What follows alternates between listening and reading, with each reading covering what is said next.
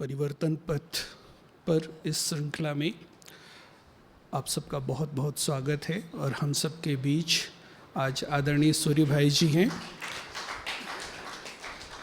आपका हम तहे दिल से स्वागत करते हैं। और सूर्य भाई जी के अनुभवों से तो हम लोग बहुत लाभान्वित होते रहते हैं, लेकिन आज हमारा प्रयास ये रहेगा कि हम आपके जीवन के अनुभव सुने। ज्ञान तो आपसे हम सम्मुख में भी सुनते हैं, YouTube के माध्यम से, टेलीविज़न के माध्यम से सुनते रहते हैं, लेकिन आज हमारा प्रयास ये रहेगा कि हम आपके जीवन के कुछ ऐसे अनुभव सुने जो शायद अब तक हम ना सुन पाए हों, और जो अनुभव हमें बहुत प्रेरित करते हैं हमें साधना के मार्ग पर आगे जाने के लिए। सूर्य भाई जी, आपका जन्म उत्तर प्रदेश के मुजफ्फरनगर में 1950 में हुआ था, और एक छोटी सी आयु में, 14 वर्ष की आयु में, 64 में ही आपको ये ज्ञान मिल गया था।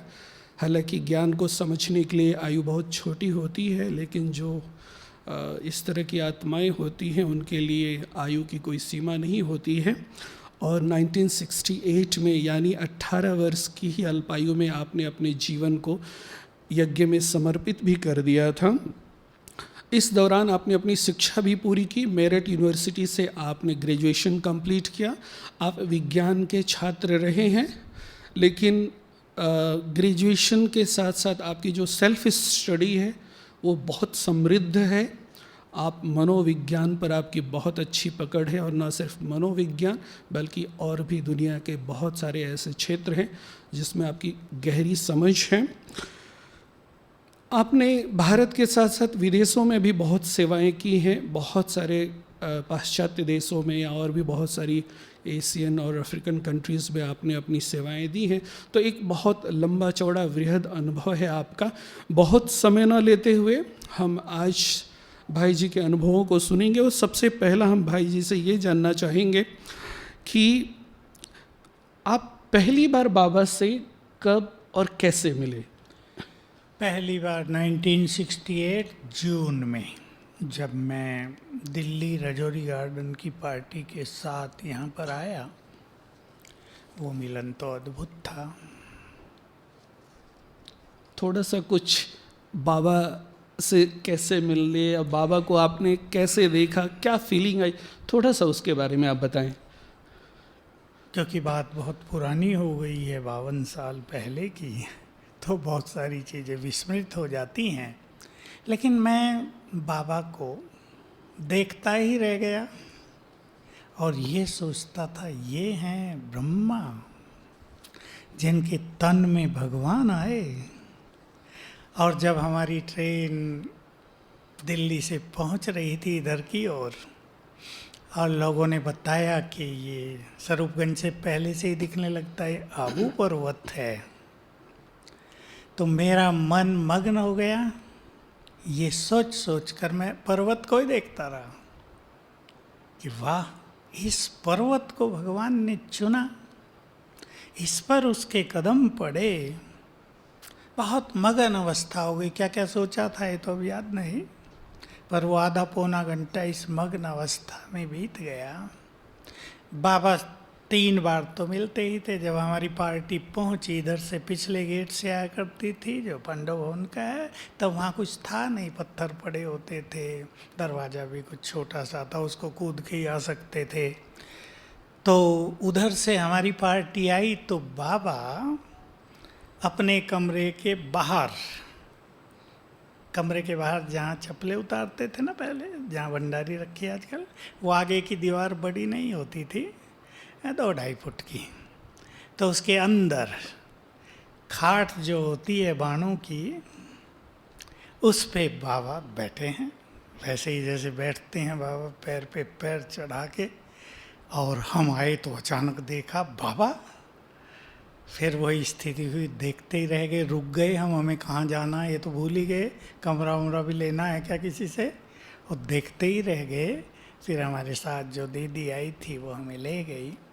3 बार बाबा मिलते थे, व्यक्तिगत भी मिलते थे। एक बार व्यक्तिगत बहुत अच्छी मुलाकात हुई, पार्टी पूरी पीछे बैठ जाती थी, एक एक मिलते थे। तो बाबा ने मेरे से पूरा सब कुछ पूछा, लौकिक अलौकिक सब पूछते थे, और दृष्टि जो दी तो मैं अशरीरी हो गया, और वो अशरीरीपन लंबा काल चला। मुझे याद है जब तक मैं वापस जाने में आबू रोड पहुंचा तब तक वो फुल फोर्स से चला। ये तो बाद में पता चला कि ये बाबा का वरदान हो गया था।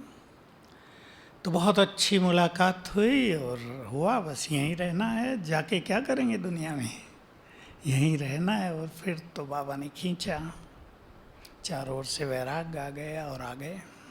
भाई जी, जब आप पहली बार आए थे तो आप कितने दिन यहाँ रुके थे, और उन दिनों पार्टियाँ जो आती थी उसकी संख्या क्या होती थी? हम 7 दिन रुके थे यहाँ, और बाबा के रूम के सामने जो हवाई महल है, जिसको हवाई महल कहते हैं, आपको याद हो, बिल्कुल सामने, वहाँ हम ठहरे थे। तो मैं रात को छत पे घूमता था, देखता था बाबा बेड पर मच्छरदानी में योग में बैठे हैं। सवेरे हम भी 3 बजे उठ जाते थे, जल्दी उठते फिर बाहर आता था, देखता था बाबा फिर बैठे हैं। मैंने कहा बाबा सोते हैं या नहीं सोते हैं? फिर पता चला बाबा तो जल्दी उठ जाते हैं, और बहुत ज़बरदस्त साधना होती है। 7 दिन हम लोग रहे, और पार्टी तो 100 से कम। बाबा का लेटर चला जाता था कि बहुत हो गए बच्चे, अभी नहीं आओ, क्योंकि एकोमोडेशन बहुत थोड़ा था। मैं समझता हिस्ट्री हॉल भरता था, बस इतनी ही पार्टी होती थी 100 के अंदर। भाई जी, आप 68 में बाबा से पहली बार मिलने के लिए यहाँ आए, तो मधुबन में क्या उसी समय पहली बार आए थे या इसके पहले भी आप आ चुके थे? उसी समय में पहली बार आया था, और आते ही मुझे याद रहता है, पिछले गेट से आए तो वहाँ एक रूम है जहाँ प्रेस करते थे, जहाँ कपड़े छँटते हैं, बहुतों ने देखा होगा। तो वहाँ बहुत सारी दादियाँ थी, काम कर रही थी। मुझे लगा ये सब अपने हैं, और ऐसा लगने लगा कि मैं यहीं का हूँ बस। ये बहुत डीप फीलिंग पहली दृष्टि में ही प्राप्त हो गई थी। भाई जी, आप 68 में आए, आपको ज्ञान 64 में मिला, इस बीच में 4 वर्ष का गैप है। तो हम थोड़ा सा उस विषय में जानना चाहेंगे कि समर्पित होने से पहले आपका ये जो 4 वर्ष था वो कैसा था, और आपको ये ज्ञान मिला कैसे? हमारे अंकल थे दिल्ली रजौरी गार्डन में, वो हमारे घर में गए तो एक छोटी सी राजयोग की किताब छोड़ आए वहाँ। उन दिनों इतनी किताबें तो थी नहीं, बस मैंने वो पढ़ा, योग लगाया, योग लगा, मुझे ऐसा लगा प्रभु मिलन हो गया, और मुझे खिंचाव हो गया। मैं योग करता रहा, फिर वो आए, मुझे याद नहीं कितने 1 साल बाद आए होंगे। उन्होंने प्रदर्शनी अंक मुझे समझा दिया, सारा ज्ञान हो गया। बस ये कहानी आने की है, और पढ़ने में बिजी थे, बहुत ध्यान था। उधर सेंटर नहीं था, इस तरफ मेरठ में, उधर सहारनपुर में 2 सेंटर थे। तो हम छोटे थे, इतना किससे परिचय नहीं था। फिर एक बहन से परिचय हुआ, आपको ख्याल हो, दिल्ली में कवि जी हैं, उनकी बहन, वो सब उधर के ही हैं, उनसे घनिष्ठता हुई। तो फिर थोड़ा सा आना जाना हुआ, मुरली क्या है ये पता चला। उससे पहले ज्ञानामृत ही पढ़ते थे, मुरली कुछ समझ में नहीं आती थी ज़्यादा, लेकिन योग बहुत अच्छा लगता था, पढ़ाई पे बहुत ध्यान रहा। फिर कॉन्टैक्ट्स हो गए पत्रों से। सुदेश दीदी भी बैठी है, तब ये रजौरी में टीचर थी, इनसे भी हमारा कांटेक्ट हुआ। बहुत खुशी हुई हमें, इन्होंने हमें पत्र लिखा, प्रश्न पूछे, हमने उत्तर दिए, बड़ा अच्छा रहा। ऑलराउंडर दीदी रहती थी, ऑलराउंडर दादी गुलजार दादी की माँ, रजौरी गार्डन में, वही दिल्ली की इंचार्ज थी। उनके पास गए, मिलाया हमें, समीपता हुई सबसे। तो पढ़ाई पे बहुत ध्यान था, और पढ़ाई में अनेक ड्रीम्स थे भविष्य के। तो लेकिन फिर जैसे बाबा को देखा, वो सब ड्रीम समाप्त, एक ही ड्रीम रह गया यहीं। भाई जी, ज्ञान में आने से पहले मैंने सुना है कि आप आर्य समाज से जुड़े हुए थे, आपका पूरा परिवार आर्य समाज से बहुत डीपली एसोसिएटेड था। पर जनरली ऐसा होता है कि जब एक पंथ से हम दूसरे पंथ में शिफ्ट होते हैं तो बहुत सारे वैर विरोध का सामना करना पड़ता है। तो क्या कुछ इस तरह की प्रॉब्लम आपके जीवन में भी आई आर्य समाजियों की ओर से? पहला प्रश्न। और इसी में एक दूसरा प्रश्न हम ये जानना चाहेंगे कि आप आर्य समाज को बहुत अच्छी तरह जानते थे, उन दिनों बहुत पॉपुलर था ये समाज। बाबा के घर में ऐसा क्या यूनिक दिखा जो आपने उसको छोड़ करके इसको अपनाना बेहतर समझा? मैंने इन्हीं दिनों जब मुझे ज्ञान मिला तो आर्य समाज की संपूर्ण फिलोसफी का अध्ययन कर लिया और मुझे स्वामी दयानंद सरस्वती की जीवन कहानी ने बहुत ज़्यादा आकर्षित किया। तो जैसे ही पता चला कि भगवान आए हैं तो मेरे मन में ये उमंगें उठने लगी कि अगर एक वेदों का विद्वान संसार में एक बड़ा आंदोलन ला सकता, क्योंकि उसने बहुत बड़ा आंदोलन ला दिया था। जो नॉर्थ इंडिया है वो आर्य समाज से बहुत ज़्यादा जुड़ गया था, तो घर घर में प्रचार हो गया था, अच्छे सिद्धांत सिखाए जाते थे, ब्रह्मचर्य सिखाया जाता था। वो हमने पहले ही सीख लिया था ज्ञान में आने से पहले। हवन संध्या 5 हवन रोज करने होते थे, हमारे घर में भी होते रहते थे। हम लकड़ी वकड़ी ला के वो तैयारी करा देते थे, हमारा इतना ही काम था बस। तो अध्ययन मैंने कर लिया और पता चला कि भगवान खुद आकर ज्ञान दे रहे हैं। मुझे स्वामी दयानंद के दिए गए तर्क बहुत प्रिय लगते थे, क्योंकि उसकी फिलॉसफी अलग थी पहले वाली फिलॉसफी से। उसने ये सिद्ध किया था आत्मा परमात्मा और प्रकृति तीनों अलग अलग हैं, आत्माएं भी अनेक हैं, आत्मा सूक्ष्म है, बस अंतर एक ही था कि भगवान सर्वव्यापी। वो तो अभी वहाँ मान्यता यही है चारों ओर, तो उससे अलग तो कोई जा नहीं सकता। तो बहुत अच्छा लगता था मुझे जब पता चला भगवान आए हैं। तो हमारे एक रिलेटिव, हमारे फूफा जी लगते थे, वो अच्छे एजुकेटेड थे, लेक्चरर थे, फिर वो प्रिंसिपल हुए। वो हमारे घर में आए तो वो हमें बताते थे आर्य समाज का ये वो। मैंने उन्हें ऐसे ही नशे में कह दिया हमें तो भगवान मिल गया। तब पता कोई नहीं था, बाबा से नहीं मिले थे, पता नहीं कौन से साल की बात है।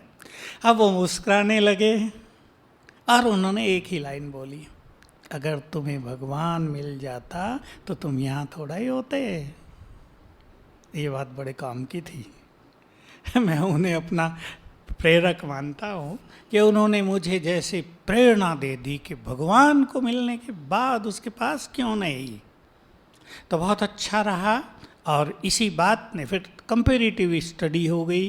पहले से रामायण महाभारत सनातन धर्म की स्टडी थी, फिर आर्य समाज की हो गई, फिर अपनी यहाँ ब्रह्मा कुमारी की हो गई। तो एक बहुत सुंदर ज्ञान ये प्रतीत हुआ कि सर्वश्रेष्ठ ज्ञान है, क्लियर ज्ञान है, बहुत सहज ज्ञान है। कुछ प्रश्न ऐसे रह गए थे मन में जिनका उत्तर आर्य समाज भी नहीं देता था, वो यहाँ बिल्कुल स्पष्ट हो गए। जैसे वेदों में भी है परमात्मा प्रकाश स्वरूप है, सूक्ष्म अति सूक्ष्म है, फिर वो सर्वव्यापी भी है। दोनों में विरोधाभास है। मैं सोचा करता था दोनों बात कैसे हैं। तो ज्ञान की सत्यता और बाबा के आने पर एकदम बिना किसी कुछ देखे निश्चय हो गया था, मुझे इधर खींचा। उनकी तरफ से कोई विरोध आया हो आपकी जीवन? नहीं, विरोध कुछ नहीं हुआ। ये मेरे लिए बहुत अच्छी बात थी कि विरोध मुझे कुछ भी नहीं हुआ और सहज भाव से मैं यहाँ पहुँच गया। उनकी तरफ से तो कोई विरोध का सामना नहीं हुआ लेकिन क्या आपके घर वाले आपके समर्पित होने के डिसीजन से खुश थे? नहीं, खुश तो नहीं थे हमारे पिताजी, क्योंकि मैं बड़ा था घर में। और सच तो ये है कि मेरे पिताजी को लोग मेरे कारण जान गए थे चारों ओर आसपास के गांव में, तो उन्हें कष्ट तो बहुत हुआ। लेकिन जब मैं पहली बार फिर कवि जी ने यहाँ पत्र लिखना शुरू किया दीदी मनमोहिनी को, क्योंकि वही मुझे लाई थी कि दीदी घर में ऐसा ऐसा हो रहा है, हम लोगों को भी कह रहे इन्होंने हमारा लड़का भगा दिया है, पता नहीं कहाँ भेज दिया, सन्यासी बना दिया। पहाड़ों पर रहते, आबू में रहते हैं ना, पहाड़ों पे माना सन्यासी कोई गुफा में रहते होंगे। तो फिर दीदी ने मुझे कहा एक बार चक्कर लगा के आओ। तो मैं 1 हफ्ते के लिए लौकिक घर गया, 69 एंड में गया था और बस उन्होंने जैसे ही मुझे देखा वो सब संतुष्ट हुए, खुश हुए। बहुत अच्छा हो गया मेरा वो जाना, और लाइन पूरी तरह से क्लियर उनकी ओर से। कुछ भी और जो निगेटिव संकल्प मनुष्य के चलते हैं वो खत्म हो गए, क्योंकि गांव वाले बहुत बोलते हैं ना, रिश्तेदार बोलते हैं, वो खत्म हो गया सब। भाई जी, जब आप यज्ञ में आए थे उस समय ये यज्ञ बहुत छोटा था। इवन हमने देखा कि जब हम लोग समर्पित हुए पांडव भवन में, उस समय ज्ञान सरोवर बना नहीं था, तो यज्ञ छोटा था, केवल एक पांडव भवन ही था, और उस समय यज्ञ में इतनी समृद्धि भी नहीं थी। यज्ञ में जो समृद्धि आई है वो ज्ञान सरोवर के बनने के बाद आई है। और हमें ये याद है कि पांडव भवन में जब हम लोग शुरू में आए और समर्पित हुए, तो अगर हमें एक साबुन भी चाहिए होता था तो 2 से 3 बार जाना पड़ता था। एक प्लास्टिक का चप्पल, वो भी अगर एक बार मिल जाए उसको बड़ा संभाल के रखना पड़ता था। तो यज्ञ जो है इस दौर से भी गुजरा है, लेकिन आज की स्थिति कुछ और है। आज बाबा के बच्चों के पास किसी भी चीज़ की कमी नहीं है, लेकिन हम देख रहे हैं कि ये जो साधनों की अधिकता में हमारी साधना कहीं ना कहीं गुम होती नज़र आ रही है। हम लोग साधनों में उलझते जा रहे हैं। मेरा प्रश्न ये है कि आप जब ज्ञान में आए उस समय तो यहाँ पर और ज़्यादा त्याग का माहौल था, और ज़्यादा सादगी, और यज्ञ और भी छोटा, समृद्धि भी कम थी। उस समय तो आप लोगों को और ज़्यादा परेशानी होती होगी स्थूल दृष्टि से। ऐसे में आप रहते हुए आपने इतनी कठोर साधना की, तो थोड़ा सा हम ये जानना चाहेंगे कि उस समय के बारे में बताएं, क्या माहौल था, ताकि हमें कुछ प्रेरणा मिले और हम भी इन साधनों से निकल करके साधना की ओर मुड़ सकें। निश्चित रूप से जब अध्यात्म में धन की वृद्धि होती है, साधनों की वृद्धि होती है, तो गड़बड़ होती है। हालांकि आप सब आजकल भी बहुत तपस्या कर रहे हो, मौज में रहते हुए भी ऐसी कोई बात मुझे नहीं लगती। मैं बुद्ध धर्म का पतन कैसे हुआ, मुझे इतिहास पढ़ने का बहुत शौक़ था, और मैं पढ़ता था एंशिएंट हिस्ट्री ऑफ इंडिया। तो बुद्ध धर्म का पतन कैसे हुआ, तो क्योंकि बुद्ध धर्म को बहुत सारे राजाओं ने स्वीकार कर लिया था। तो जो बोधि साधु होते थे, क्योंकि बौद्ध विहार बनाए जाते थे, वो पैदल चलते थे, तो राजाओं ने उनके लिए बहुत अच्छी सुविधा संपन्न बौद्ध विहार बनवा दिए थे।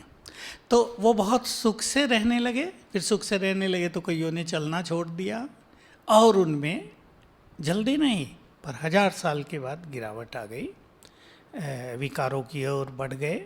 इसीलिए शंकराचार्य ने बौद्ध धर्म का जो उस समय का सबसे बड़ा लीडर था और सबसे बड़ा विद्वान, उसको शास्त्रार्थ में हरा दिया और भारत को बौद्ध धर्म से समाप्त कर दिया। क्योंकि उन दिनों ये मान्यता थी, प्रथा थी कि अगर कोई हार जाता है तो वो खत्म हुआ, बस उसकी मान्यताएं समाप्त हुई। तो यज्ञ में जब हम आए तो निश्चित रूप से साधारणता थी, लेकिन दादी इंचार्ज बनी थी।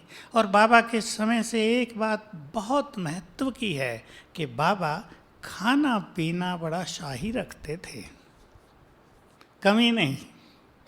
कुछ ऐसा नहीं लगता था कि यज्ञ में कुछ साधारणता है तो खाना पीना भी साधारण हो, लेकिन साधारण भी होता था। जैसे पार्टी नहीं है तो शाम को केवल एक सब्जी बनेगी, कुछ नहीं। उन दिनों खिचड़ी चावल बनने की वो प्रथा नहीं थी, रोटी और एक सब्जी बनेगी। तो हमें तो अच्छा रहता था एक ही सब्जी बनानी शाम को। तो साधारणता तो थी, दवाइयाँ नहीं होती थी, तो क्या फ़ायदा हुआ? दवाई, डॉक्टर, पैसा कम होने से ये जो बाबा एक लक्ष्य देता था कि तुम्हें योग बल से अपने को ठीक करना है, इसके अलग अलग अनुभव होने लगे सबको। क्या होता है जब साधन बहुत बढ़ जाते हैं या पैसा हो जाता है तो मनुष्य डॉक्टरों की ओर देखता है। अब दांत में जरा सा दर्द हुआ, भागो हॉस्पिटल, मुश्किल हो जाएगी। जरा सा बुखार हुआ, चलो हॉस्पिटल। तो उस समय ये था कि बुखार हुआ तो किचन काढ़ा बना, बुल्लादी ने दिया, पीने वाले ठीक हुए। दांत दर्द हुआ, किसी ने कोई पाउडर दिया, लगा लिया, दांत दर्द ठीक हुआ। बाबा की मदद बहुत होती थी उन दिनों। वतन से दवाइयाँ आती थी, सुदेश दीदी को पता है, फॉर्मूले आते थे, मेरे लिए भी आए 2 बार, बड़ा अच्छा लगता था, ठीक हो जाते थे। मेरे लिए आप हंसेंगे, खाने की इच्छा हो जाएगी। मुझे बुखार रहता था थोड़ा, दवाइयाँ तो होती नहीं थी।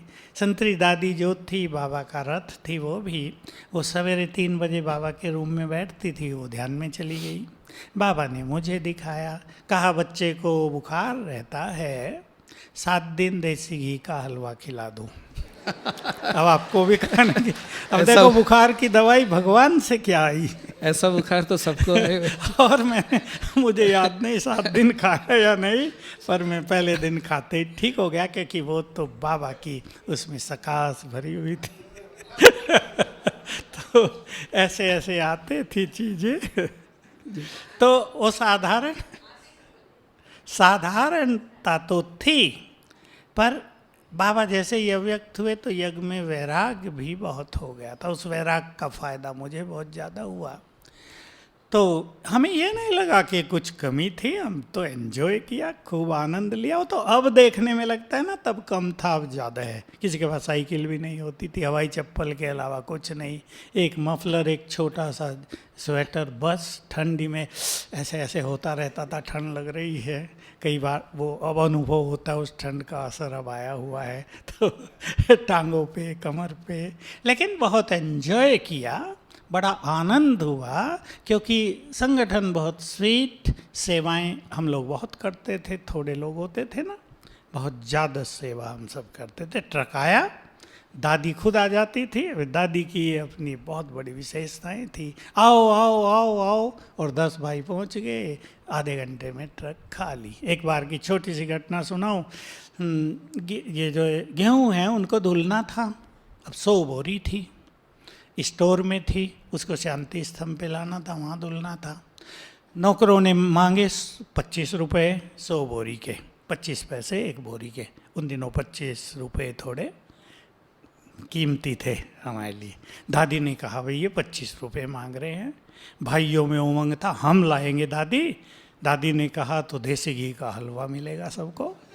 सब फटाफट, गाड़ियाँ भी नहीं थी, हाथ गाड़ी नहीं होती थी, हाथ से उठा के सब बोरी माल आए, और मुझे कहा दादी ने देसी घी का हलवा बनाओ। फिर दादी क्या विशेषता थी, हम डाल के देते थे, दादी अपने हाथ से गरम गरम खिलाती थी, यहीं बैठ के खाओ, यहीं बैठो, दादी के पास बैठो।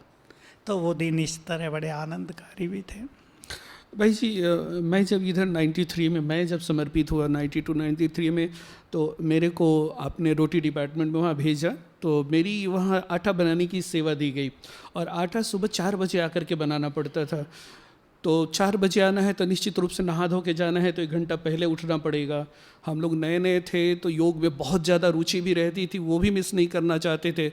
तो अमृत बेला योग भी करना है, तो उसके लिए मैं 1:30 बजे, कई बार 2 बजे उठता था, और नहा धो करके मैं सबसे पहले बाबा के कमरे में पांडव भवन जाता था 2-2:30 बजे। तो उस समय मैं देखता था कि आगे कोई एक भाई बैठा हुआ है, मफलर उफलर पूरा बांध के, चेहरा ठीक से दिख नहीं रहा, मैं रोज़ देखता था। एक दिन मैंने सिक्योरिटी वाले भाई से बाहर, वो सब बड़े बड़े भाई हैं, डर तो लगता था, फिर भी हिम्मत करके पूछा कि इतना सुबह सबसे पहले आकर के कौन बैठता है रोज नियमित रूप से? तो मुझे बताया कि ये सूर्य भाई जी हैं, ये सूर्य भाई जी ये रोज आकर के।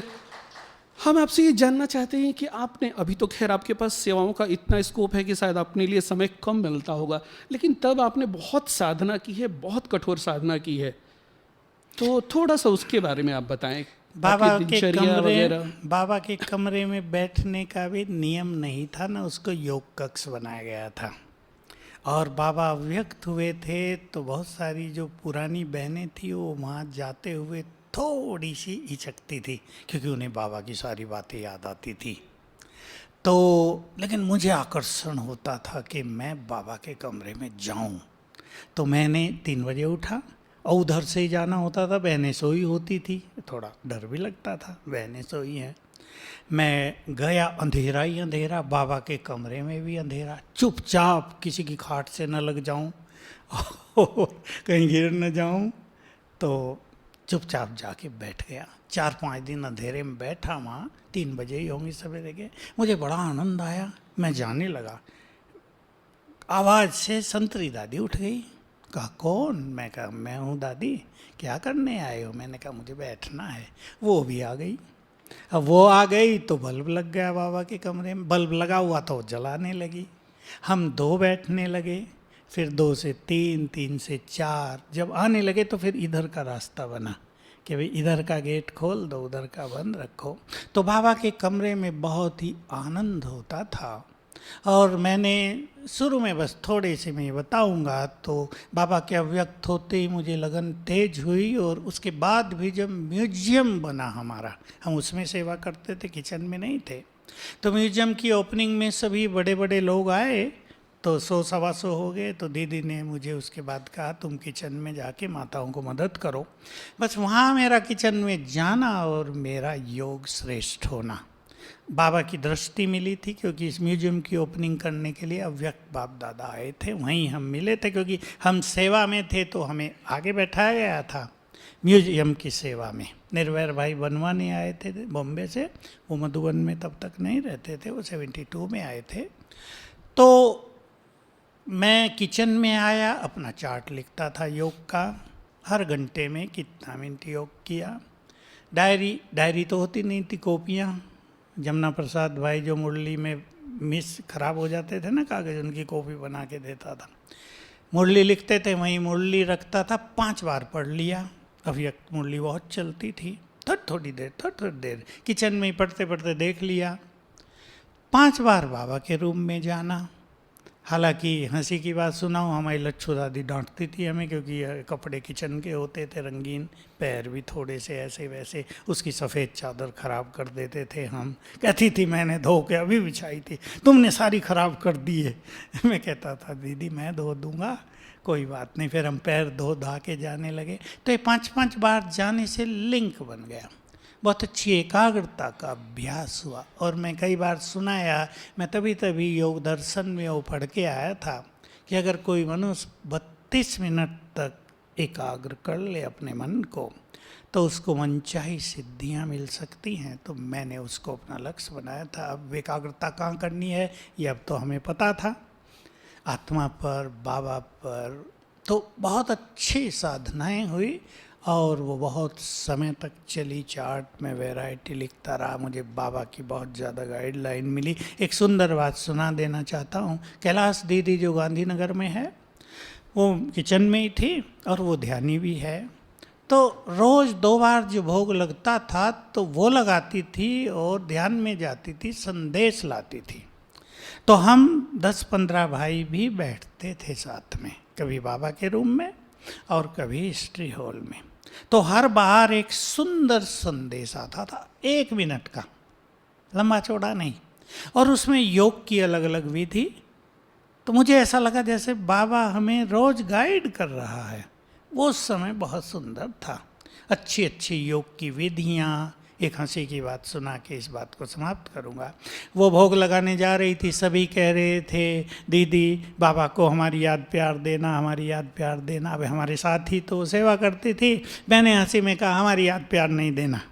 हंस गए सब। तो भोग लगा, संदेश आया, तो ऊपर मैं ही था। तो मैं अपना चार्ट बाबा को दे रहा हूँ, ये बाबा ने दिखाया और बाबा ने संदेश दिया, बाबा को ऐसी याद प्यार चाहिए, बस। भाई जी, आपके पास एक लंबे ईश्वरीय जीवन का अनुभव है, करीब 50 वर्ष से अधिक समय हो गया इस ज्ञान मार्ग में चलते हुए, और आपने हज़ारों बार बाबा से मिलन बनाया होगा। दादियाँ तो आपको बहुत प्यार करती ही थी, खास बड़ी दादी बहुत प्रेम करती थी, हमने देखा भाई जी का बहुत सम्मान करती थी। यही कारण है कि जब ज्ञान सरोवर बना तो ज्ञान सरोवर में हम जो भी भाई बहने, करीब 200 भाई बहने समर्पित हुए, सबका जिम्मा दादी ने भाई जी को ही दिया था कि आपको ही सबको सिलेक्ट करना है। तो हम सब भी आपके ही सिलेक्शन हैं। मैं ये जानना चाहता हूँ कि आपने इतना लंबा जो यात्रा के, इसमें बहुत सारे अनुभव होंगे, कोई एक अनुभव ऐसा आप सुनाएं जो हमें बहुत रोमांचित करता हो। हमने कई बार आपके मुख से भी सुना है, औरों से भी सुना है कि बाबा आपको मुरली चलाते चलाते बीच में सभा से उठा देते थे। कहाँ है सूरज बच्चा, आप किचन में लंबी चौड़ी पार्टी है, समय नहीं है, आप किचन में सेवा कर रहे हैं, इधर बाबा आए हैं, और बाबा बीच में बोल पड़ते थे सूरज को बुलाओ, सूरज कहाँ है। एक बार तो मैंने ऐसा भी सुना कि बाबा ने कहा कि बाबा को इच्छा हो रही है कि बच्चों को गुलाब जामुन खिलाए, और 10 मिनट के बाद पता पड़ा आपको किसी ने नहीं कहा, और आप उठ के किचन में गए और 10 मिनट के बाद गुलाब जामुन स्टेज पर आने लग गया। तो कुछ ऐसा एक अनुभव आप सुनाए जो हमें बहुत प्रेरित करता हो। हाँ, बहुत सारी बात हैं आपने अचानक पूछी है, तो एक ऐसा अनुभव जो सबके काम आएगा। बाबा से बहुत मिलना होता था, व्यक्त बाबा से, और जैसे आपने कहा किचन में होने के कारण बहुत बड़ा ही प्यार था बाबा से। तो एक बड़ा अच्छा अनुभव याद आ गया अचानक, सुना तो दूसरा रहा था। बाबा अपने कमरे में आए थे। उन दिनों ऐसा ऑफिशियल प्रोग्राम नहीं चलता था जैसे आजकल चलते हैं। तो कोई बहन किसी को जो आए थे उनको मिला रही होगी, और बाबा ने अचानक लच्छू दादी को कहा कि सूर्य को बुलाओ, और हम सो गए थे। तो वो ना आई बाहर से आवाज़ देते हुए, मेरा नाम लेके, चलो बाबा बुला रहा है। अभी रात हो गई थी तो वहाँ तो सीधी आ नहीं सकती थी, बुला रही जोर से। तो वल्लभ भाई थे मेरे साथ, और हम दोनों जो कपड़े पहने थे, नेपाली शॉल डाली। उन दिनों ऑफिशियल कुछ नहीं होता था कि बाबा है कोई सफ़ेद कपड़े पहन के बन ठन के जाना है, कुछ नहीं। पहुंच गए बाबा के सामने। अब वंडरफुल बात ये थी कि जब हम बाबा के सामने पहुंचे, गुलजार दादी के तन में बाबा बैठे हैं और वहाँ कोई नहीं है। अब सोचो हम क्या थ्रिलिंग हो गई होगी हमारे मन में, कोई नहीं है। बैठ गए हम, बाबा ने दृष्टि दी, मुझे पूछा संकल्प तो नहीं आता, छोटी सेवा दे दी है। मैंने कहा नहीं बाबा, समर्पित हो गए, आप जो आज्ञा आपकी, हम तो उस पर कुर्बान हैं, संकल्प बिल्कुल नहीं आता। तो मुझे बाबा ने तब कहा था कि मधुबन में बच्चों को 2 चीज़ें मिलती हैं, एक बाप, एक ब्रह्मा भोजन। ब्रह्मा भोजन अगर बहुत प्यार से और योगयुक्त होकर बनाया जाए, उन दिनों मुश्किल से 250 का हम बनाते थे, अगर योगयुक्त और बहुत प्यार से बनाया जाए तो एक बार भोजन बनाने का फल उतना ही मिलता है जितना 1000 को संदेश देने का। तो वाह, मैं तो देखता ही रह गया, थ्रिलिंग हो गई और ज़्यादा। और भी कुछ बाबा ने कहा, बहुत अच्छी बात। और फिर कहा कुछ पूछना है, कोई नहीं आया तब तक, हम क्या पूछें। अब बाबा के सामने जाते ही तो वैसे ही सब कुछ भूल जाता था, कुछ समझ में ना आए हम क्या पूछें। फिर बैठे रहे, बाबा दृष्टि देता रहा, क्या क्या बात होती रही मुझे ज़्यादा याद नहीं। तो बाबा ने कहा संकल्प नहीं करना है, अगर 400 का भोजन बनाओगे तो सबका 1-1% तुम्हें मिलेगा, तो 400% तुम्हारी रोज़ जमा होती हैं। कुछ अच्छी बातें की। दूसरी बात मैं कह रहा था, 72 में मधुबन के भाइयों की भट्टी हुई और प्रोग्राम बना कि एक भाई को बाबा से अलग मिलाया जाए। तो बाबा आए अपने कमरे में, हम 15 थे, तो टर्न आया मेरा भी। और उस दिन पहली बार बाबा सवेरे 3 बजे तक बैठे, शाम को 6, साढ़े छः आ जाते थे, 3 बजे तक बैठे। तो मेरा टर्न आया, तो मैं तो योग ही योग करता था और कुछ नहीं, सेवा जो थी वो और योग। तो बाबा ने पूछा मेरे से, अब अकेले, कोई नहीं वहाँ, बाबा और हम। तो मैं एक पेपर पे बहुत सारे क्वेश्चंस भी लिख के गया था जो मेरे मन में उठते थे। मैं जो योग करता हूँ वो ठीक है भी या नहीं, मेरा योग आप तक पहुँचता भी है क्या, जो भी कुछ मन में आता था सब पूछ लेना था मुझे। तो बाबा ने कहा जितना योग का चार्ट है, मेरा योग का चार्ट टॉप मोस्ट था, उतना ही ज्ञान का भी है। मैंने कहा नहीं। अब खुल गए थे बाबा से मिलते मिलते। मैंने कहा नहीं। मैंने साथ में उत्तर दे दिया जो भोले बच्चे देते हैं ना, आपने तो कहा निरंतर मुझे याद करो, मैं तो उसी में लगा हुआ हूँ, ज्ञान की क्या ज़रूरत। बाबा मुस्कुराने लगे। बाबा नहीं कहते मेरी बात मुझे ही सुनाने लगते हैं बच्चे। तो मैंने वही कर दिया। लेकिन बाबा बहुत प्यार था ना बहुत ज़्यादा, क्योंकि हंसी की बात सुना दूँ। आज भी मैं सोच रहा था कि हनुमान के लिए गायन है ना, सिया राम के काज समारे, बहुत गाते हैं ना उसके लिए। मैंने कहा हमें भी बाबा ने ऐसा सुंदर मौका दिया, निमित्त बनाया, देखो शक्तियाँ उसने दी कि उसका जो कार्य था बहुत, जिसके लिए बाबा को थोड़ा संकल्प चलता था किचन के लिए जब बाबा साकार में थे, वो कार्य बाबा ने हमें निमित्त बना के दिया और वो सफल हो गया। तो मुझे बहुत खुशी रहती है। तो बाबा ने पूछा, तो बाबा का बड़ा प्यार था हमसे, मुझे फील होता था बाबा सम्मान भी देते हैं। तो मैंने कहा नहीं, तो कहा फुल पास होना है तो चारों सब्जेक्ट में फुल मार्क्स चाहिए। एक सब्जेक्ट में फुल मार्क्स हो, बाकी में कम हो, फुल पास तो नहीं होंगे। मैंने कहा बिल्कुल ठीक बात है। तो कहा आज से ज्ञान मनन किया करो, बिल्कुल जैसे ना, और ये शब्द मेरे लिए वरदान थे, आज से ज्ञान मनन किया करो। जब भी भविष्य में चांस मिलेगा तुरंत अपने को सफल पाओगे। मुझे पता नहीं था मुझे क्या चांस मिलेगा, तब तो 76 में विनाश का खेल था ना, हमें क्या चांस मिलेगा, लुटा दो सब कुछ, देह को जला दो, यज्ञ सेवा में हड्डी हड्डी दे दो, ये नशा रहता था। तो बस अगले दिन से मैंने लिखना शुरू किया और वो लिखना मेरे लिए वरदान बन गया। तो आज तक मुझे अब क्लास आदि कराने के लिए कुछ सोचना नहीं पड़ता, वो वरदान काम करता है। ये बहुत अच्छा अनुभव रहा जिंदगी का। भाई जी, निश्चित रूप से ये तो वरदान ही है बाबा का, जो इतना अच्छा इंस्पायरिंग क्लासेस कराते हैं। पर हम ये जानना चाहेंगे कि जब आपने ज्ञान मनन और स्पीच करने की जो शुरुआत की, तो निश्चित रूप से कोई तो रहा होगा जिसने आपको गाइड किया होगा। तो आपने कब से ये क्लास कराना शुरू किया और आपको किसने मार्गदर्शन दिया? एक्चुअली दादी हमसे बहुत प्यार करती थी। आपको बताऊं 5 बार किचन में आती थी शुरू में रोज़, क्योंकि हमें कुछ आता नहीं था, सिखाती थी। सिंधी कढ़ी कैसे बनाओ, हम जल्दी कर देते थे, कभी जला भी देते थे। चखती थी आके भोजन, नमक आता नहीं था हमसे। दादी 5 बार आती थी। तो दादी ने एक प्रोग्राम बनाया कि सबको भाषण करना सिखाना है, तो उसमें हमारा भी चांस आया। तो 3 बार मैंने स्टेज पर बोला। मुरली से पहले 10-10 मिनट बोलना होता था। तो बस 3 बार बोलने के बाद वो जो बोलने की बाबा से वरदान मिल गया, वो कला मेरे पास थी नहीं, वो उसमें मिली। लिखने का वरदान, लेख लिखने का दीदी मनमोहिनी से मिला था, उसकी भी एक घटना है।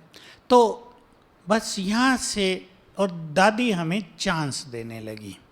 दादी को क्या होता था, दादी की एक क्वालिटी जो मैं जीवन भर देखी और हम उससे जुड़े रहे, कि जिसमें जो योग्यता है दादी उसे यूज कराती थी। विदेशी आने लगे, अंग्रेजी जानने वाले थोड़ी बहुत, मैं बहुत अच्छी अंग्रेजी नहीं बोलता था, सब भूल गया था बिल्कुल। पढ़ाई पूरी तरह 4 साल में भूल गई। 72 की बात है। 3 विदेशी आए, निर्वैर भाई और आनंद किशोर दादा। दादी ने मुझे बुलाया और कहा ये जो 3 आए हैं इनको रोज मुरली रिपीट करानी है मुरली के बाद। अब देखो बड़ा काम दे दिया, अब अंग्रेजी बोलनी नहीं आती ज़्यादा। और मैंने अपने जीवन का नियम बनाया था, हाँ जी। मैंने दादी को कहा हाँ जी। और ये पहली चीज़ थी जहाँ से मुझे अंग्रेजी का वरदान मिल गया। फिर मैंने स्टडी तो ज़रूर की, जगदीश भाई का लिखा हुआ इंग्लिश का साहित्य, क्योंकि शब्दकोश चाहिए बहुत ज़्यादा, केवल ग्रामर ट्रांसलेशन जानने से तो काम नहीं चलता। नए नए शब्द थे, तो दादी ने ये सब काम दिया। तो कुम्हारों की भट्टी हुई, तो कुम्हारों से बहुत फ्रेंडशिप पहले से रहती थी, तो उन्होंने मांग की मेरी क्लास की।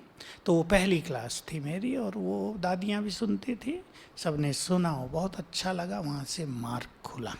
तो पहले तो ऐसा होता था, मास में 1 क्लास मिल गई, 2 मास में 1 मिल गई, फिर धीरे धीरे ये बाबा से पहले की मिल गई। फिर क्या हुआ था, दीदी मनमोहिनी के जाने के बाद, ये बात बहुतों को पता नहीं है, तो रात्रि क्लास बंद हो गई। लोग ऐसे बस घूम फिर के सोने लगे, बातें बातें करके रेडियो सुनते थे। दादी को बहुत संकल्प चलता था कि रात्रि क्लास होनी चाहिए।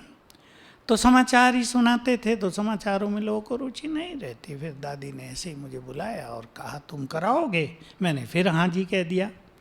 और पहली क्लास में सबसे आगे आके बैठी दादी जी, सामने बैठ गई। छोटा तो हॉल, हिस्ट्री हॉल, और मैं क्लास कराने वाला। कुर्सियाँ नहीं होती थी, यही समझ लिया। लेकिन क्योंकि दादी से बहुत प्यार था और हम खुले हुए थे, तो मैंने सवेरे की मुरली पे चर्चा कराई, जितना आता था, और पॉइंट्स पूछी, उन पे चर्चा कराई। दादी को बड़ा पसंद आ गया। दादी ने कहा रोज़ रात्रि क्लास तुम्हें करानी है आज से। तो मैं जब तक ज्ञान सरोवर बना वो रात्रि क्लास में ही कराता था। तो इसे दादी की मेहरबानी, प्यार और उनकी एक क्वालिटी के वो दूसरों के टैलेंट्स को बढ़ाती भी थी और उनको यूज भी करती थी। इसलिए मुझे भी संकल्प रहता है कि ज्ञान सरोवर से कम 20 स्पीकर तो बन जाएं, पुराने भाई भी और नए भाई भी। जी, बहुत अच्छा लग रहा है भाई जी का अनुभव सुन करके। लेकिन घड़ी पर हमारा ध्यान जाता है तो थोड़ी निराशा होती है। अगर सुमन बहन जी की इजाज़त हो तो हम 8:30 तक इस कार्यक्रम को रख सकते। आप सब 8:30 तक सहमत हैं? जी, भूख भी तो लगेगी। नहीं, भूख तो हम थोड़ी बर्दाश्त कर लेंगे, क्योंकि इतने अच्छे अनुभव हमें बार बार सुनने को नहीं मिलते हैं। हमारा ये सौभाग्य रहा है कि शुरू के दिनों में भाई जी की हम सबको बहुत पालना मिली है। और to be very frank and true, शुरू के दिनों में चंद्रमणि दादी जी का तो खैर रहा ही है प्यार, पर क्लास करना अगर हम लोगों ने किसी से सीखा है तो आपसे और गीता बहन जी का बहुत योगदान रहा है। कहीं ना कहीं अगर हम यहाँ स्टेज पर यहाँ बैठे हैं तो उसमें एक सबसे बड़ा योगदान आपका रहा है। इसमें हम इसके लिए बहुत शुक्रगुजार हैं। और ये जो कार्यक्रम चल रहा है परिवर्तन पथ पर, इसका भी कहीं ना कहीं यही लक्ष्य है कि हमारे ज्ञान सरोवर के भाई बहनों में कलाएँ बहुत हैं, टैलेंट बहुत है, वो थोड़ा उभर करके सामने आए। देर न करते हुए एक अगला प्रश्न भाई जैसे ये पूछेंगे कि हमारे संस्था में कुमार कुमारियों की संख्या ज़्यादा है, यहाँ भी बैठने वालों में कुमार कुमारी अधिक है, और एक कुमार के जीवन में, कुमारी के जीवन में जो सबसे बड़ी समस्या होती है वो होती है दैहिक आकर्षण की। बाबा कहते हैं कि अगर ये दैहिक आकर्षण समाप्त हो जाए तो एक युवा किसी भी ऊंचाई तक पहुंच सकता है। बेशक आप अभी जिस स्थिति में हैं, आयु के हिसाब से देखा जाए या जो आपकी एक उच्च आध्यात्मिक स्थिति है, वहाँ तो इसके बारे में हम सोच भी नहीं सकते हैं। लेकिन निश्चित रूप से आप भी कभी हमारी स्टेज में थे। आप जब आए आपकी उम्र 18 साल की थी और आज आप 70 साल के हो गए हैं। आप भी युवा काल से गुजरे हैं। हमारा प्रश्न ये है कि अगर हमें इस दैहिक आकर्षण से ऊपर उठना है तो हमें किन किन बातों पर ध्यान रखना चाहिए? देखिए, सबको ही गुजरना पड़ता है और प्योरिटी की एक लंबी यात्रा है, और उसमें जो कुछ किसी के साथ आता है वो हमारे साथ भी आया। शुरू में देख आकर्षण भी होता था, आयु छोटी थी, इच्छाएं भी हो जाती हैं। लेकिन एक चीज़ शुरू में ही समझ में आ गई, बहुत जल्दी 69 में मुझे समझ में आ गई कि दैहिक दृष्टि रहने से एकाग्रता नष्ट होती है। अगर हमें 8-10 घंटे योग तक पहुंचना है तो आत्मिक दृष्टि का अभ्यास बढ़ाना पड़ेगा। तो मैंने काफ़ी अच्छी प्रैक्टिस की। बाबा की उसमें गाइडलाइन मिली, बहुत अच्छी, नो डाउट। ये सब्जेक्ट कोई 1-2 दिन का नहीं होता, 10 साल मुझे लगे होंगे उससे पार होने में। चाहे स्वप्नों की प्योरिटी हो या और जो कुमारों को छोटी मोटी विघन आते हैं, पर योग की अच्छी लगन के कारण उनसे हम सहज पार होते गए। उसमें हमारे कुछ साथियों का भी अच्छा योगदान था। हमें ऐसे अच्छे साथी मिल गए थे शुरू से ही, जो मेडिकली हमें कई चीज़ समझा देते थे।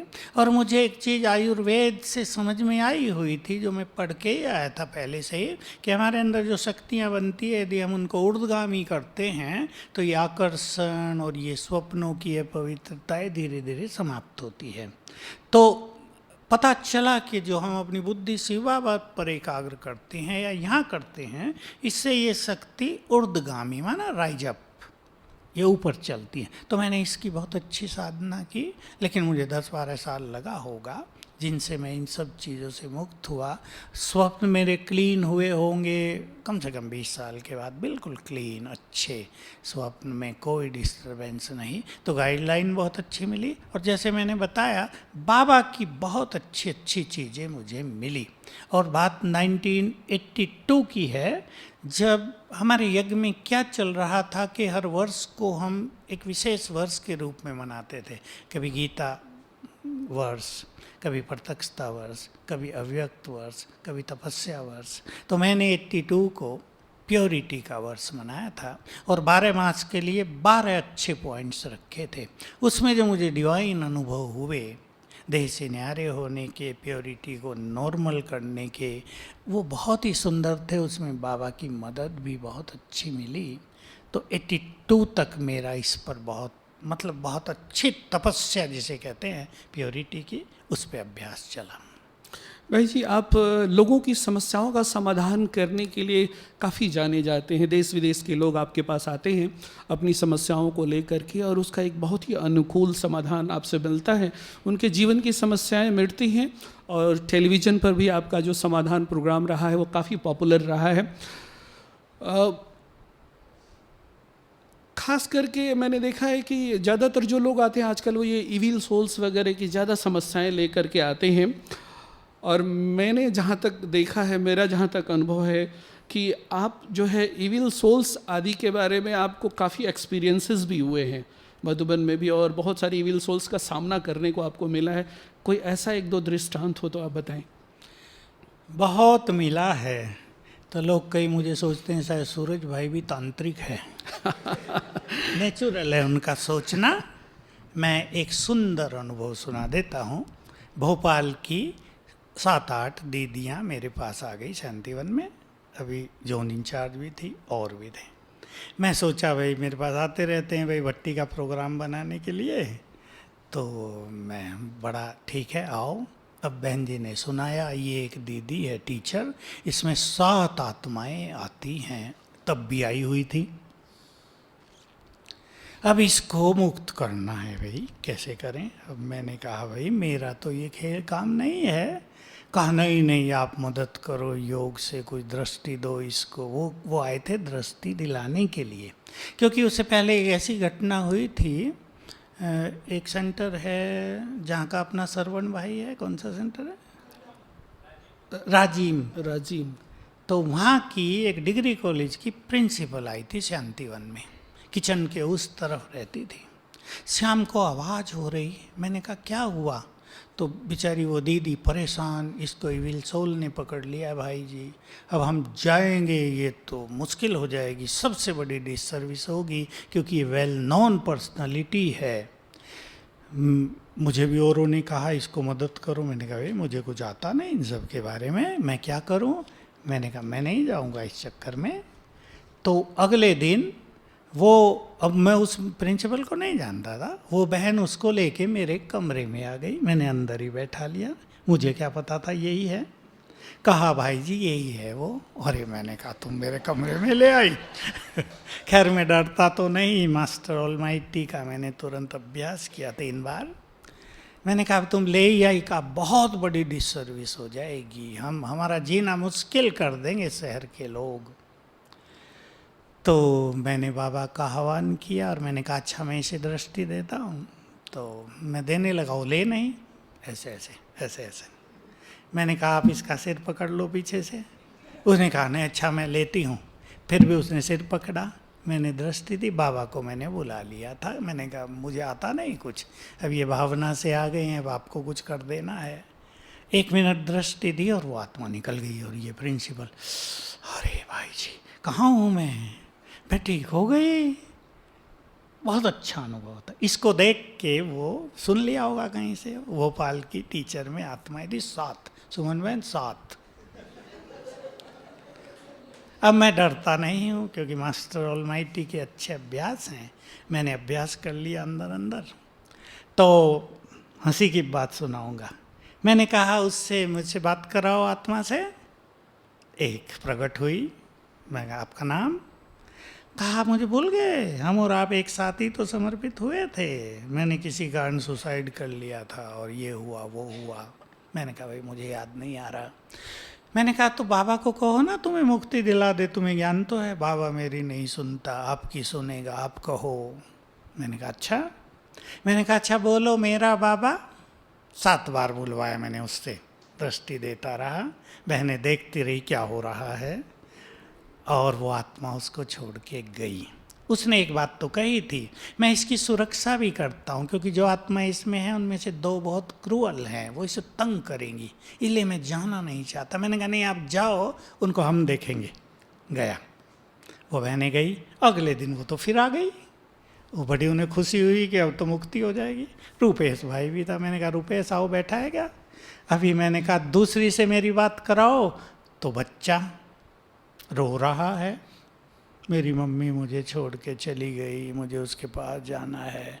मैंने कहा रुपेश देखो ये छोटा बच्चा है। वो खुश हो गया रुपेश को देखकर, कहा रुपेश को, उसने कहा मेरे से दोस्ती कर लो। रुपेश भाग गया, मैं नहीं दोस्ती करूँगा। तो मैंने उससे बात की, हम बाबा को कहते हैं तुम्हें तुम्हारी मम्मी के पास ले जाएगा। उसको मैंने 7 बार मेरा बाबा कहलवाया, रोना उसका बंद हुआ, वो भी मुक्त हुआ, और उसके बाद वो बाकी 5 भी मुक्त हुए। फिर वो मेरे पास आई थी, टीचर है अच्छी, मुक्त हो गई, नो इफेक्ट। ये बहुत अच्छा अनुभव था। भाई जी ये तो रहा किसी के माध्यम से इविल सोल से सामना, कभी किसी इविल सोल से आपका डायरेक्ट आमना सामना हुआ है? नहीं ऐसा डायरेक्ट, क्योंकि मैं डरता नहीं हूँ, इसलिए इविल सोल मेरे से डरती हैं, सच्ची बात ये है। मैं बता दूं आपको, ज्ञान सरोवर में एक कन्या बाहर से आई, उसके अंदर जिन था। जिन मोस्ट पावरफुल होता है, उसको कोई निकाल ही नहीं सका था। मैंने एक बार शांतिवन में उसको चार्ज करके बैच दे दिया, और वो उसने पहना, पहनते ही उसके शरीर से एक सन्यासी जैसा निकल के चलने लगा, घूरते हुए। देखता हूँ ये तुम्हें कब तक बचाएगा। तो मैंने कहा इस बैच को रोज़ चार्ज करके पहनना हो, टीचर वाला बड़ा बैच ऐसा। वो आई ज्ञान सरोवर में, तो छोटा सा ऑफिस था पहले जो था, मैं बैठा था, वो आ गई। मैं उसको हंसी की, मैं कहा मैं तुम्हारे जिन को आज राजयोग सिखाना चाहता हूँ, बुलाओ। कहा वो तो निकल के वहाँ बाहर जो पिलर है ना किचन के, वहाँ खड़ा हो गया है। मैंने कहा क्यों? कहा मैं इनके पास नहीं जाऊँगा, मुझे जला देंगे। अरे मैंने उससे बात की, आ जाओ भाई, मैं तुम्हें जलाऊंगा नहीं, तुम्हारी मुक्ति का मार्ग बताता हूँ, राजयोग सिखा देता हूँ तुम्हें, क्योंकि मैं सिखा चुका हूँ 1-2 को। तो वो आया नहीं, कहा इनसे तो आग निकल रही है, जला देंगे मुझे। एक डॉक्टर था बॉम्बे का, उसके तन में एक आत्मा आ गई थी, वो क्लास सुनती थी, तो वो उसको लाई, मुझे उनसे मिलाना है। तो नीचे आए वो, तो मैंने उसको फिर अच्छी तरह राजयोग सिखाया था। 2 बार आधा घंटा लिया। वो आत्मा भी, जैसे आजकल कई कह देते हैं ना मैं बाबा हूँ, आपको एक कहानी सुना देता हूँ। वो जब मैं उससे बात करने लगा, उसने मुझे बताया कि मैं भी इसको कहता था मैं बाबा हूँ, फिर कहता था मैं श्री कृष्ण की आत्मा हूँ। ये बड़ा खुश था, बाबा मेरे तन में आ गया। मैंने कहा फिर तुमने इसको तंग किया? कि नहीं मैं इसको तंग नहीं किया, इसकी प्रैक्टिस में इसको मदद करता हूँ। तो ऐसी बहुत सारी आत्माएं अपने को बाबा कह देती हैं, और जो भोले लोग हैं ना वो कहते हैं हाँ बाबा आ गया हमारे घर में। तो इस कन्फ्यूजन में नहीं रहना। ऐसी बहुत सारी मुझे इन आत्माओं से सामना होता है, और क्योंकि मैं डरता नहीं हूँ इसलिए मेरे सामने नहीं आती। भाई जी पता नहीं सही है या गलत, मुझे मालूम नहीं, अगर गलत हो तो माफ़ करिएगा, लेकिन मैंने ऐसा सुना है कि इविल सोल्स आपको फ़ोन करती हैं, टेलीफोन करती हाँ हैं। नहीं, ये इसमें माफ़ करने की बात नहीं, हंसी की बात सुना देता हूँ। फ़ोन आया एक माता का, भाई जी मेरी लड़की में कोई आत्मा है, मुझे कुछ बता दो। मैंने माताओं को मैं कुछ विधि लिखाता हूँ, मास्टर शक्तिवान ऐसे करो, योग ऐसे करो, पानी चार्ज कर। मैं कहा डायरी पेन लाओ, मैं कुछ लिखाऊंगा। अब वो फ़ोन उस लड़की को दे के डायरी लेने चली गई। माताओं के पास डायरी कहाँ घरों में, उसको 2-3 मिनट लग गए। उसने मुझे फ़ोन किया, हेलो मैं चुड़ैल बोल रही हूँ।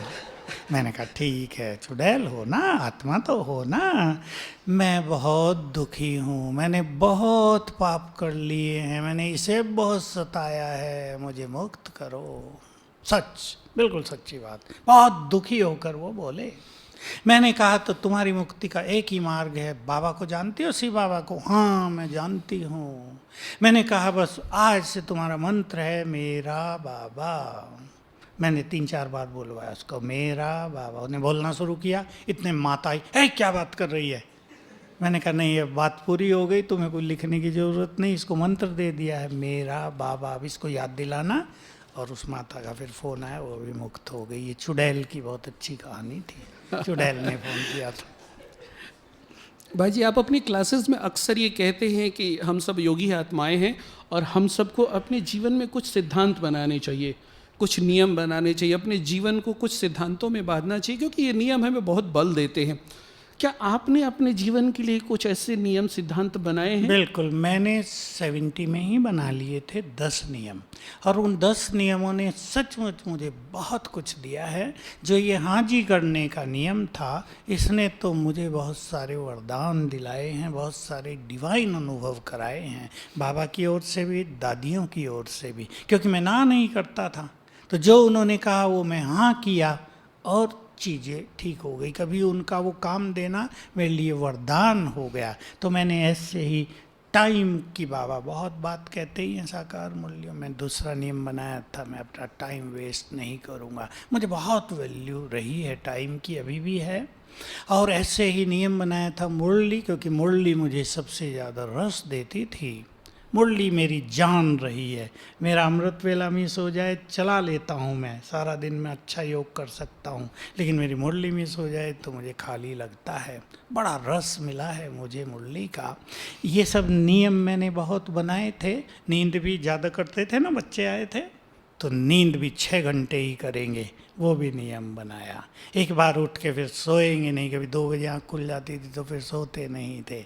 कुछ नियम थोड़े भारी पड़े, लेकिन अच्छे रहे बहुत, उन्होंने ताकत दी बहुत। इसलिए मैं सबको कहता हूँ कम से कम 5 डिसिप्लिन्स जीवन के अवश्य होने चाहिए, उससे हम बहुत स्ट्रांग हो जाते हैं। 8:30 का समय भी हमारे को कम पड़ रहा है, पर लास्ट में एक क्वेश्चन पूछ करके मैं इसको समाप्त करना चाहूँगा। मुझे एक बात याद आ रही है, ज्ञान सरोवर जब नया नया बना था 95 में, ओपनिंग तो इसकी हो गई थी, फिर भी बहुत सारा काम बाकी था। और दादियों, चूँकि ये पहला कॉम्प्लेक्स था, दादियों को बहुत ख्याल था, बहुत रुचि थी, रोज़ दादियाँ वगैरह यहाँ आती थी देखने के लिए। और उन दिनों भाई जी के ऊपर बहुत सारी जवाबदारियाँ थी। जैसे मैंने आपको बताया कि सबको समर्पित करने का आपको जवाबदारी दादी जी ने दिया था, किचन भी देखना था, और भी बहुत सारी आपके ऊपर रिस्पॉन्सिबिलिटीज़ थी। तो आ कर के आपसे मिलते थे। उस समय एक घटना घटी, शायद आप भूल चुके होंगे, आपको ध्यान नहीं होगा। हम सब छोटे छोटे थे, जब भी दादियाँ आती थी हम लोग घेर के खड़े हो जाते थे। तो किसी कारण से दादियाँ थी, चंद्रमणि दादी, बड़ी दादी, और साथ में निर्वैर भाई भी थे। और किसी कारण से, क्या कारण था मुझे याद नहीं है, निर्वैर भाई जी सूरज भाई जी को डांट रहे थे। वो लोग सामने ऐसे बैठे थे और भाई जी सामने खड़े थे, और हम लोग बगल में कुछ 8-10 भाई खड़े थे, मैं भी उसमें था। तो मैं ये देख रहा था कि किसी कारण से निर्वैर भाई जी सूर्य भाई जी को डांट रहे हैं, और भाई जी एकदम शांत चित होकर के उनकी बातें सुन रहे हैं, कोई जवाब नहीं, जहाँ देना है हल्के शब्दों में जवाब भी दे रहे। आपके फेस एक्सप्रेशन से ऐसा लगता था कि कुछ बातें आपको गलत डांटी जा रही हैं, आपके पास उसका उत्तर है, फिर भी आप उसका उत्तर दे नहीं रहे हैं। एक बड़ा सामने है, रिस्पेक्ट, रिगार्ड। मैंने देखा कि ये आपके जीवन में एक वो सरलता, जैसे वो डांट करके उठे, बड़ी दादी जी ने एक कमेंट आपके लिए दिया कि सूरज तो सच्चा योगी है, ऐसा दादी जी ने बोला। सूरज तो सचमुच सच्चा योगी है। अब वो चीज़, घटना शायद आपको नहीं याद हो, आप भूल चुके होंगे, लेकिन मुझे याद है। मुझे इसलिए याद है कि मेरे जीवन में सरलता की बहुत कमी है, और जिस चीज़ की कमी होती है आदमी उस पर ध्यान ज़्यादा देता है। हमने देखा है, एक लंबे समय से आपको देखा, आपके जीवन में सरलता कूट कूट करके भरी हुई है।